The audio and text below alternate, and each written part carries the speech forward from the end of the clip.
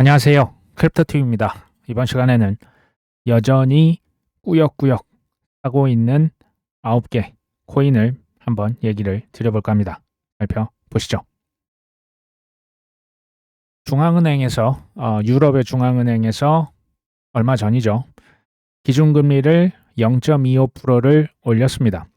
근데 보시면 유럽에 있는 중앙은행만 올린 것 같지는 않습니다. 지금 33개월 만에 어쨌든 첫 번째로 인상을 했고 9월 달에 또 올릴 수도 있습니다. 일본의 중앙은행은 6월 16일 아마도 0.25% 올리는 건 거의 확실시 된다. 31년 만에 최고 수준이라고 합니다. 잃어버린 30년. 미국 연준은 일단 동결을 할 것으로 보입니다. 하지만 10월 달에는 인상을 하지 않겠냐 가능성은 생각보다 높네요. 좀 더 지켜봐야 될 것 같습니다. 영란은행에서는 금리를 동결을 할 것으로 보입니다. 근데 연말까지는 0.25%를 올리지 않겠냐. 캐나다 중앙은행에서는 동결을 할 것 같은데 여기서 코멘트는 경기가 침체될 것이라고 하는 우려 때문에 올리기가 어려울 것 같다. 그러니까 올리고 싶은데 못 올리는 국가들도 생각보다 있겠죠. 이거 올리는 순간 경제가 실업률이 오를 수가 있죠. 우리나라도 한국은행 총재가 7월 16일 이변이 없는 한 인상을 할 것으로 보이고 연내 한 지금 2차례까지 얘기가 나오고 있죠. 지금 물가가 생각보다 전 세계적으로 많이 높습니다. 그리고 환율, 그러니까 달러 강세로 인해서 우리나라 환율도 굉장히 높죠. 이렇게 되면 금리를 사실은 올릴 수밖에 없어요. 다른 나라 같은 경우는. 그러자니 이제 금리를 올리자니 경제가 갑자기 이제 주식 시장이 불안불안합니다. 그래도 이게 양날의 검이라고 사는 생각이 듭니다. 아마 올릴 것으로 보여요. 얘기를 계속 드리는 이유는 전 세계 비툴과 영끌, 우리나라만의 문제가 아니에요. 지금 삼전닉스 저기 부동산 영끌 하지만 해외에서도 이런 B2 영끌, AI 어마어마합니다. 아무래도 지금 금리가 올라간다는 얘기는 빚에 대한 사용 이자율도 높아지고요. 상환에 대한 압박도 당연히 훨씬 더 커지겠죠. 이것을 올해 하반기부터 이제 본격화될 그렇게 이제 보입니다. 이걸 감안하면서 투자를 하면 좋겠다. 투자금을요, 273억 달러. 이게 한번 한 40조 될까요? 큰 돈을 빌리고도 재무제표에는 빚이 없는 메타, 구 페이스북이죠. 부채 비율 증가를 피하기 위해서 특수 목적 회사로 투자금을 확보했다. 이게 이제 특수 목적 법인을 통해서 조달한 법인은 메타의 재무제표에 안 잡혀서 부채 부담이 실제보다 작아 보이는 착시를 일으킨다. 합법입니다. 이게 놀랍게도 합법이고요. 그러니까 그냥 메타 주식 투자자들은 재무제표를 이제 공부를 하면 여기에는 이 지금 부채가 안 잡힌다라는 얘기예요. 꼭 우리나라 전세 대출 같이 중앙은행 통계에 안 잡히는 대출이 생각보다 많이 있다는 얘기입니다. 다시 얘기 드리지만 불법은 아니지만 부채가 생각보다 작더라. 그러니까 이것을 기반으로 더 큰 빚을 지금 끌어당기고 있다라는 얘기예요. 메타만 그런 게 아닙니다. 지금 구글, 아마존, 메타, 오라클 할 것 없이 정말 회사 채권도 있는 힘껏 고금리로 지금 당겨서 엄청나게 AI 데이터 센터다 해서 영끌 B2를 계속해서 이어가고 있습니다. 스페이스X 이제 IPO가 진행이 이미 되고 있죠. 이게 이제 데이 원 어떤 사람이 그려놓은 건데 이제 첫 번째 IPO 때 빵 이제 오를 것이다. 그러면서 이제 가격이 떨어지면서 근데 이제 떨어질 때 아마 고점에서 이제 일반 개미들이 살 것이고 리테일들이 일반 개미들이 어느 순간 나가겠죠. 그러니까 이제 가격이 좀 떨어질 것이고 이게 한 달에서 12달 정확한 이제 기간은 모르겠지만 죽음의 구간을 지날 것이다. 여기 이제 적혀 있는 말 그대로 직역을 하면 죽은 돈 구간. 그러니까 죽어 있는 구간이죠. 근데 생각해 보시면 인터넷 회사들 맥7, 테슬라, 엔비디아, 애플, 아마존 할 것 없이 닷컴 버블 빵 치고요. 대부분 이 구간을 거치지 않았던 회사는 사실 없어요. 다 적자였고 뭐 그냥 주가 폭락했었고 심지어 옛날 스티브 잡스가 애플 주식 다 팔았던 거 생각해 보시면 됩니다. 비트코인, 이더리움 당연히 이 구간을 거쳤어요. NFT 지금 아무도 지금 그 거들떠보지 않습니다. 메타버스 다 추억의 단어가 돼버렸죠. 그렇죠? AI는 예외가 될 것이냐. 그런 순간 이게 죽지 않은 혁신이 맞다면 어느 순간 치솟아 오르기 시작할 것이다. 근데 문제는 이 죽은 돈의 구간이라는 게 언제 올지도 모르고요. 얼마나 지속될지 알 수 있는 방법이 없어요. 이거 누가 알겠습니까? 근데 역사적인 사이클을 한번 보면 극초기 투자자들이죠. 그냥 뭐 창업자들, 임직원들 또는 막 VC들, 그 이제 뭐 세콰이어 같은 데 있죠. 이런 극초기 투자자들은 IPO를 탈출의 창구로 활용합니다. 이때 대부분의 일반 투자자는 IPO에 비트와 영끌을 해서 몇 주라도 더 가져가려고 이제 소위 말하는 공모를 해서 주식을 받으려고 합니다. 그러니까 이 초기 투자자들은 이때 큰 이제 차익을 실현하는 거예요. 이 사람들은 지금 몇 년간 진짜 꾹 참았던 사람들입니다. 그 다음 큰 수익을 보는 투자자는 이 죽은 돈 있죠.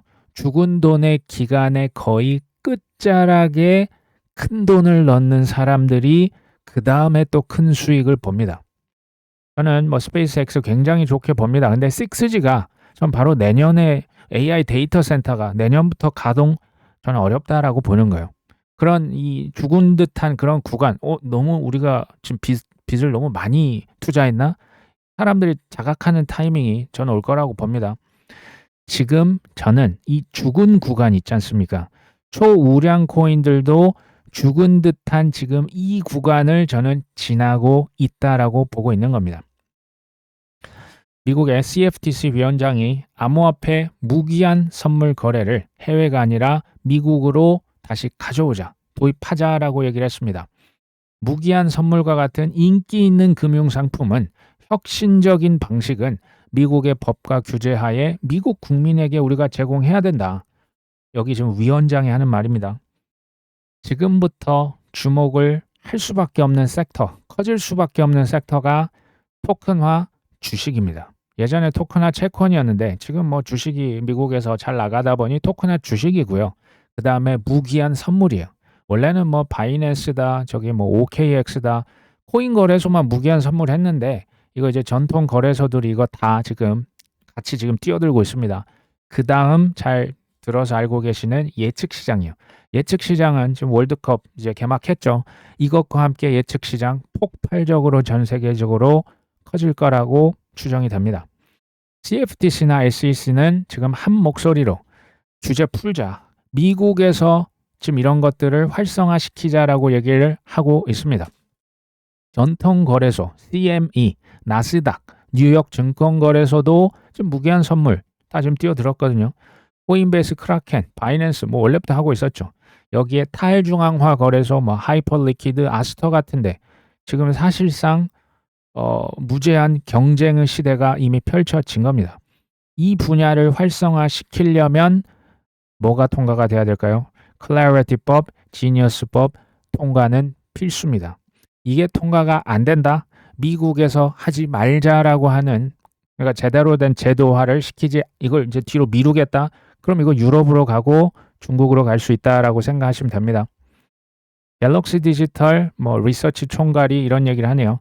SEC가 개정을 추진하고 있는데 이것은 뭐에 유리하다? 주식 토큰 시장에 도움이 될 수 있다. 현행 규정은 DeFi 기반, 그러니까 이제 뭐 탈중앙화 거래소 이런 데서 주식 토큰 거래를 어렵게 만드는 핵심 장애물이다. 이거 활성화시키자라고 SEC에서 지금 규정을 바꾸려고 합니다. 다시 얘기해 드리지만 전통 금융, 전통 거래소 있지 않습니까? CME, 나스닥, 여기에 코인베이스 같은 중앙화 거래소, 덱스라고 하죠. 탈중앙화 거래소, 하이퍼리퀴드들이 지금 활성화한다는 얘기는 계급장 떼고 서로 맞대결해야지 지금 이 얘기인 거예요. 뭐 과거에 뭘 했고 뭐 몸집이 얼마나 크고 뭐 역사가 100년이고 그 필요 없고요. 지금부터 제대로 한번 계급장 떼고 해보자. 지금 하이퍼리퀴드가 지금 치고 나가는 거예요. 근데 이게 다 지금 서로 경쟁 구도라고 보시면 됩니다. 이게 앞으로 벌어질 시대는 뭐 학벌 좋다고 뭐 내가 자격증 있다고 그냥 그 분야에서 탁월하면 이제 AI 활용해서 먹고 살 길이 더 많아질 거라고 전 보입니다. 영국에서 규제를 준수하고 있는 이제 코인 거래소, 이제 디지털 자산 거래소입니다. 아첵스라고 있는데요. 헤데라망 위에서 토큰화 증권에 실시간 수익 지급 기능을 도입했다. 그러니까 이제 주식이라고 치면 배당을 주겠다. 채권이라고 하면 이자를 주겠다. 이거는 토큰 증권이 지갑을 왔다 갔다 할 때 소유권도 넘기지만 이자 수익도 실시간으로 이전을 할 수 있다. 수익은 뭘로 준다? USDC로 주겠다라고 합니다. 실제로 지금 이미 블랙락이다. 피델리티, JP 모건은 MMF 펀드, 미국의 채권 이런 것들 이미 토큰화해서 지금 사실 활발히 지금 굴리고 있습니다. 규모가 아직 뭐 크다고 볼 수는 없지만 마찬가지예요. 채권 이자, MMF 이자 뭘로 준다고요? 그냥 그 스테이블 코인을 주는 겁니다. 이자를 실시간으로 매일 따박따박 내가 아무것도 안 해도 자동으로 내 지갑에 가서 꽂힙니다. 이건 둘 다 편한 거죠. 향후 주식이 토큰화되고 채권이 토큰화되고 하면 이게 배당이라고 하는 거 실시간으로 빠르게 알아서 줍니다. 이거는 수수료도 싸고 블랙락도 이게 프로그램 그냥 맞춰놓으면 알아서 들어가기 때문에 굉장히 편해지겠죠. 그러니까 이제 스테이블 코인, CBDC 이런 화폐뿐만 아니고 주식, 채권, 원유, 금, 은 이런 것들이 결국 어떤 망 위로 올라갈 것이냐. 지금은 이 세상이 코인 시장이 지금 다 망할 것처럼 보이지만 아닙니다. 결국 이 망 위로 다 올라갑니다. 저는 여전히 선 이더리움. 기관들은 이더리움 먼저 이제 올릴 거예요. 이게 이제 그 가성비가 아니고 제일 안전하고 이제 트랙 레코드라는 게 있어야 되지 않습니까? 그 다음에는 특화된 망들로도 당연히 분산이 될 수 있을 것이다. 리플 냈죠, 있겠죠. XRP 냈죠. 스텔라 망, 솔라나 망, 헤데라 망, 아발란체 망, 바이낸스 체인 망, 수이 망, 이더리움 레이어 2 망 등등으로 나뉠 것으로 저는 예측을 합니다. 근데 알트라고 하는 것은 그러니까 다들 어마어마하게 그 성능이 뛰어나고 다 특장점들이 많잖아요. 피 튀기는 경쟁을 벌여야 여기서 일단 번영은 두 번째고 일단 살아남을 수 있다. 우리나라 재정경제부에서 토큰화 주식에 대해서 좀 무슨 어떤 긍정적인 코멘트인가 했더니 가상자산이 아니고 뭐야 이거 토큰화 주식이면 증권 아니야? 하반기부터 세금을 매기고 싶다. 이런 얘기입니다. 7월 달에 여기에 대해서 유권 해석을 내리고 빠르면 올 하반기부터 과세를 시행하겠다. 이런 겁니다. 그 미국의 지금 스페이스X 아니면 어딜까요? 빅테크 이제 주식 토큰화해서 바이낸스 가서 우리나라 사람도 거래를 아마 하시겠죠. 논리는 이거예요. 토큰화 시키면 뭐하냐? 미국 주식 아니냐? 그럼 미국 주식이면 이거 증권이네. 해외 주식 당연히 세금 내야지. 뭔 소리야? 지금 이런 얘기입니다. 그럼 제가 논리가 아예 이상한 건 아니지만 생각해 보시면 스테이블 코인도 토큰화 화폐거든요. 스테이블 코인 관련된 법도 아직 미비합니다. 토큰화 채권은요. 토큰화 부동산은, 토큰화 미술은, 아니면 토큰화 금, 은, 석유는, 비트 이더는 우리나라에서 지금 뭐라고 규정합니까? 아직 규정이 애매하거든요. 선법제화, 선보호, 선제도화가 이루어진 다음에 과세를 해도 기분이 나쁜 게 세금인데 순서가 조금 애매하다라는 생각이 들죠. 아쉬운 것은 조금 차치하고요. 지금 이것을 토대로 우리나라 정부는 과세의 의지가 강하구나라고 하는 것을 우리가 쉽게 느낄 수가 있습니다. LG전자에서 아비트럼 기반 광고 거래 시스템 개발에 착수를 했다. 아비트럼, 이더리움 레이어 2, 폴리곤, 아비트럼, 또 옵티미즘 사라질 것 같진 않지만 LG전자 지금 채택했다는데 폴리곤도 지금 스테이블 코인 결제에 쓰인다고 하는데 가격은 왜 이 모양일까요? 피터 틸 그냥 생각이 났습니다. 경쟁은 바보들이 하는 것이다. 제로 투 원이라고 하는 책에서 나왔지 않습니까? 이게요. 레이어 1, 레이어 2, 레이어 0 이게 그러니까 우리가 지금 저도 이제 폴리곤을 여전히 들고 있지만 뭐 적은 비중이지만 여전히 들고 있습니다.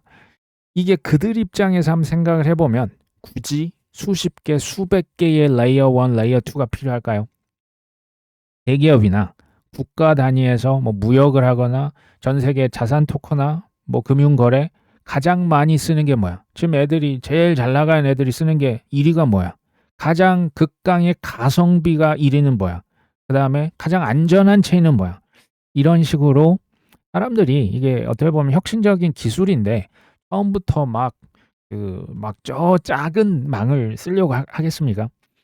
이더리움은 저는 가장 성능이 뛰어나서 지금 선택을 받고 있는 게 아니다라고 생각해요. 다 아시죠? 이더리움 여전히 느리고 여전히 비싸요. 근데 왜 쓰냐? 역사가 제일 길잖아요. 그리고 다수의 사용 사례들 제일 많이 실제로 채택이 되고 있어요. 뭐 블랙락이 씁니다. 뭐 보고서 다 쓸 거 아닙니까? 피델리티도 이거 씁니다. 여기 프랭클린 템플턴도 이 위에다가 뭐 하고 있습니다. 뭐 토큰 자산 토큰이나 이거 쓰던데요. 이더리움 쓰던데요. 디파이에서도 많이 쓰던데요. 이게 제일 안전하던데요. 솔라나 막 예전에 몇 번 멈췄던데요. 이거 보고서를 쓰면 위에 사람이 뭐 쓰겠습니까? 굳이 위험을 감수하면서 작은 망보다는 일단 선 이더리움으로 전 가지 않겠냐. 그리고 이제 스페이스X가 뭐 나스닥 상장을 했죠. 그 당일 솔라나 망 위에서도 주식 토큰 형태로 거래를 시작하겠다. 지금 뭐 선라이즈, 백팩, 뭐 시큐리타이즈죠. 시큐리티스 여기가 함께 출시를 하고 뭐 티커도 이미 나왔네요. 장점이 뭘까요? 굳이 뭐 솔라나만 가서 하는 이유. 정규 거래 시간 외에도 솔라나에서 24시간 내내 개인 지갑 연결만 되면 아무 때나 자유롭게 싸고 빠르게 거래를 할 수 있는 겁니다. 뭐 전쟁했는데 막 원유값 뭐 이렇게 위로 들락날락 하는데 CME 거래소 문 닫지 않습니까? 근데 하이퍼리퀴드 가니까 금도 은도 석유도 그냥 막 주말에 계속 거래가 됐던 거죠. 아까 제가 이더리움을 대기업들 국가 단위에서 쓸 것이다라고 얘기를 드렸는데 개인이나 우리 같은 일반인이나 중소기업은 다를 수도 있다는 걸 지금 제가 보여드리려고 가져온 거예요. 우리 같은 사람들이 스페이스X 토큰 사서 수익을 가져가고 싶은데 굳이 이더리움 그 비싼 거 쓰겠습니까? 송금을 하는데 굳이 그 비싼 이더리움 안 쓰죠. 안 쓸 겁니다. 극강의 가성비가 뭐야? 솔라나가 괜찮아? 그럼 솔라나로 저 같아도 수수료 아끼려고 이걸로 쓸 겁니다. 빨리빨리 해야 되고 연중무휴로 쉬지 않고 해야 되고 잦은 4848 또는 뭐 송금을 하든 환전을 하든 자주 하는데 이더리움 할 때마다 뭐 10,000원, 20,000원 내겠습니까? 그래서 솔라나가 실제로 많이 채택이 되고요. 바이낸스 체인 많이 씁니다. 스테이블코인 테더는 거의 뭐 트론이 장악을 많이 하고 있죠. 하이퍼리퀴드 그 이제 거래소로서 사람들 그래서 많이 이미 채택을 받고 있는 겁니다.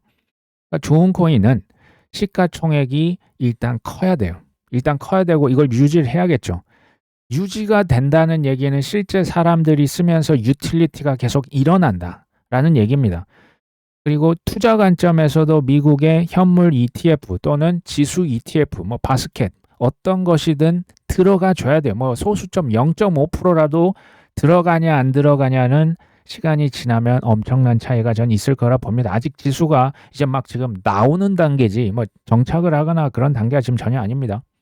여기 이제 플러스를 해보자면 토큰을 이제 그 뭐 돈을 벌면 그 돈으로 실은 저 하이퍼리퀴드 토큰을 바이백을 하는 기능이 있다라고 합니다. 뭐 97%까지 이런 게 있으면 뭐야 토큰을 계속 수익으로 사주네 바이백 또는 쓸 때마다 많이 태워서 없애버리네 이런 것들까지 같이 보시면 더 좋다.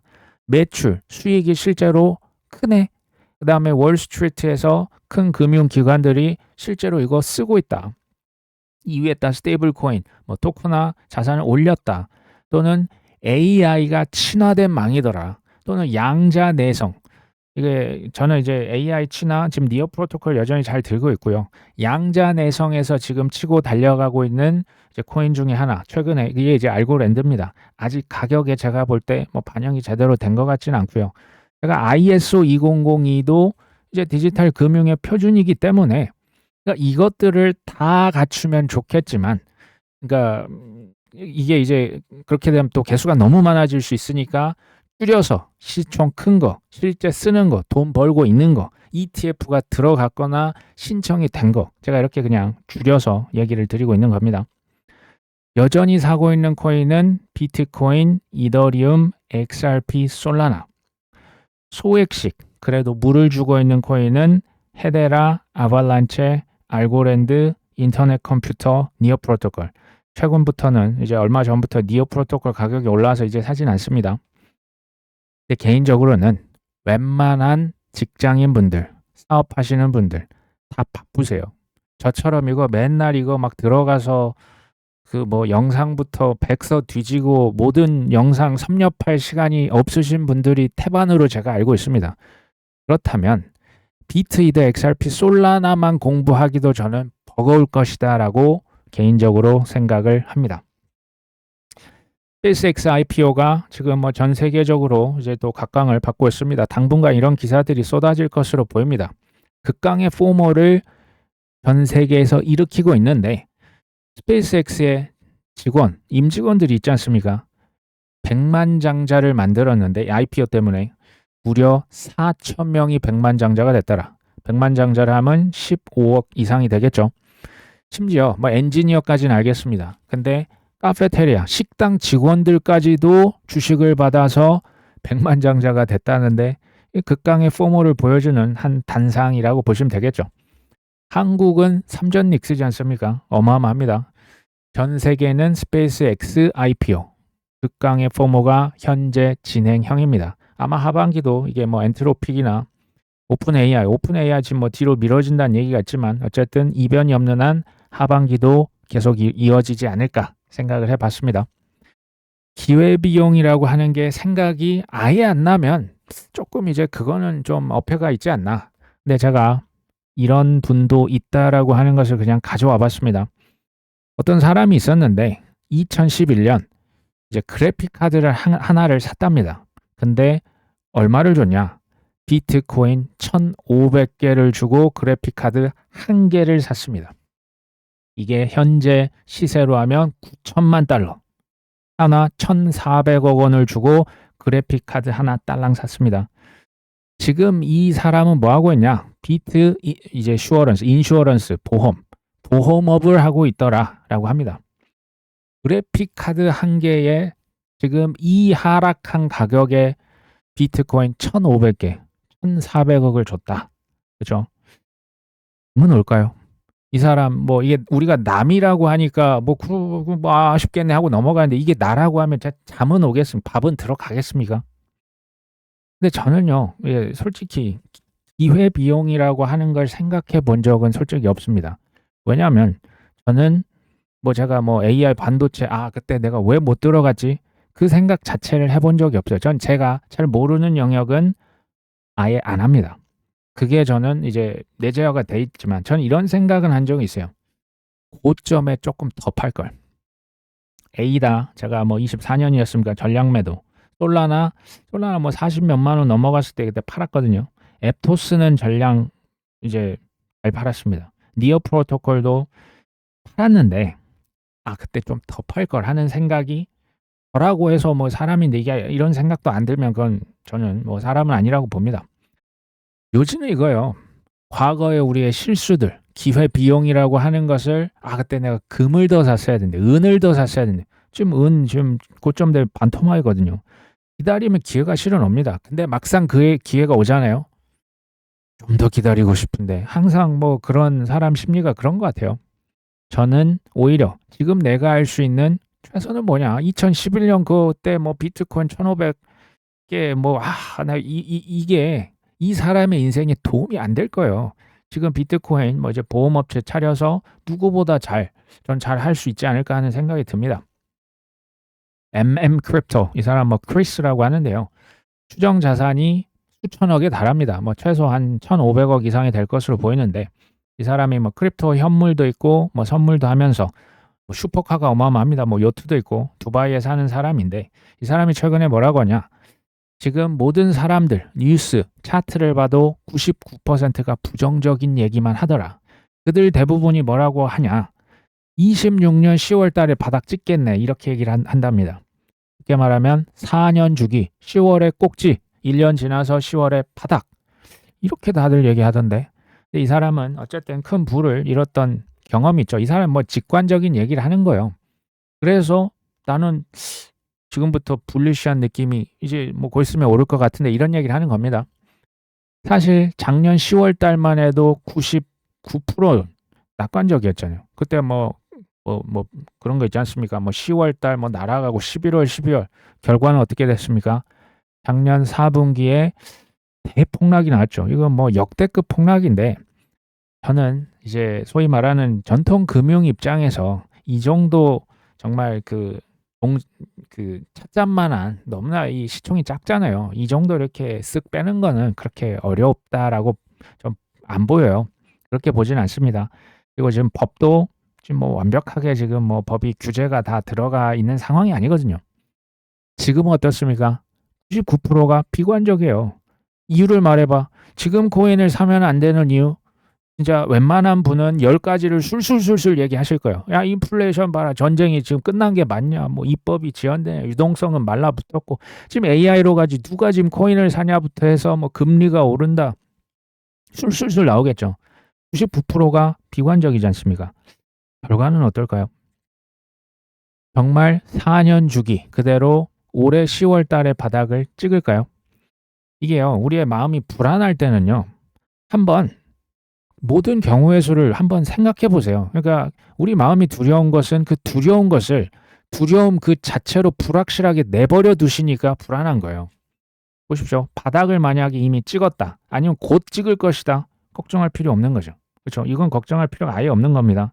그럼 두 번째, 6만 달러 바닥 찍었다. 끝이면 뭐 이렇게 하다가 어느 순간 오르겠죠. 지금 우리가 제일 걱정하는 게 뭐예요? 지금 비관 이제 론자이신 분들이 주장하시는 게 바닥이 올해 10월 달에 찍을 것이다. 아, 10월에 그럼 바닥입니까? 그러면 지금 이제 6월이니까 뭐 한 7, 8, 9, 3, 4개월 정도 바이 더 딥을 할 수 있는 뭐 월급 한 3, 4번 더 보너스 뭐 여기 한 번, 두 번 또 할 수 있는 기회가 한 3, 4개월 그럼 남은 거네요. 그렇죠? 10월에 바닥이면 그럼 11월, 12월부터는 오른다는 얘기 아닙니까? 아닙니까? 어쨌든 4분기에 그럼 오른다는 얘기예요. 이게 어떤 분들은 정말 뭐 기적의 논리네라고 분명히 또 얘기를 하시는 분도 계시겠고 어떤 분들은 그러네. 뭐 바닥이 10월이면 뭐 어려워도 조금만 지금 이제 기회 있을 때 그래도 내가 좀 덜 이제 사고 싶었는데 덜 샀던 코인들을 조금 더 사면 더 좋겠네. 이런 분도 계신다라는 거예요. 이거는 설득이 불가능하고요. 설득해서도 안 된다. 선택을 하시는 겁니다. 골드만삭스 전 대표입니다. 이분이 무려 12년간 블랭크 페인이라고 하는 분인데요. 12년간 골드만삭스의 대표가 되셨고 지금 뭐 책을 쓰셨는데 제목이 뭐냐? 어떻게든 살아남아라. 이분은 뭐 전 세계 가장 잘 나갔을 때 골드만삭스입니다. 미래를 맞추려고 하지 않았다. 미래는 원래 모른다. 아무리 뛰어난 예측도 돌아보면 오락이더라. 그냥 홀짝 게임인 거죠. 나는 이걸 맞추려고 하는 대신에 잘못될 수 있는 것이 뭔지, 그때 피해를 어떻게 하면 줄일 수 있을지를 미리 적어뒀대요. 예측은 나를 구한 적이 없지만 대비는 이분을 항상 구했다. 그리고 이게 전 되게 와닿았어요. 죽지만 않으면 된다. 회복하고 살아남으면 다음날 다시 싸울 수 있다. 하지만 죽고 나면 영원히 돌아올 수 없다. 그래서 평균적인 손해보다 단 한 번의 나를 끝장낼 그 한 방을 먼저 막았다. 이건 저는 우리가 적어 놓으셔야 될 것 같아요. 전 이거 보면서 이분의 엄청난 내공이 느껴져요. 죽으면 안 돼요. 죽으면 안 됩니다. 제가 왜 비투, 레버리지 2배, 3배, ETF 그거 잘못하면 돌아올 수 없는 거예요. 그렇지 않습니까? 코인은 변동성이 장난이 아니에요. 영끌이요. 영끌에서 잘 되면 좋죠. 안 되면 돌아올 수 없는 길로 갈 수 있다니까요. 선물도 마찬가지입니다. 포모에 그냥 막 우르르 몰려가는 거. 이게 지금 그 국장에서 지금 고점 신호들이 많이 보여요. 근데 이제 또 떨어졌다 다시 또 오르니까 사람들이 그래 봐라 내가 바이더딥 잘했네 크크 하면서 계속 가는 거예요. 저는 그것을 무슨 카지노고 뭐 한 방에 이렇게 비유한 적이 없죠. 저는 그래서 이것을 마라톤 또는 농사 짓는 걸 비유하는 거예요. 코인도 똑같아요. 주식도 그렇고 부동산 마찬가지. 부동산은 사이클 훨씬 깁니다. 규제라고 하는 그 우리나라는 지금 특수성도 엄청나고 그래서 저는 생각보다 길더라. 우리가 뭐 지금 한 달, 두 달, 뭐 길어야 뭐 6달, 1년 내로 승부 보려고 하니까 마음이 너무 불안한 거예요. 그래서 저는 그냥 잘 살자. 뭐 이제 매매를 뭐 자주 한다고 투자를 잘하는 게 전혀 아닙니다. 그냥 한 달에 한 번, 뭐 월급날 그때 사고 나머지는 그냥 잘 사시는 구간인 거예요. 이제 축구도 이제 월드컵 또 기분 좋게 한번 이겼죠. 자연을 보셔도 되고 운동 취미 하시면서 우리 특히 이제 주말이죠. 가족분들과 좋은 주말을 보내셨으면 좋겠습니다. 오늘 방송 여기까지 합니다. 끝까지 시청해 주셔서 감사합니다.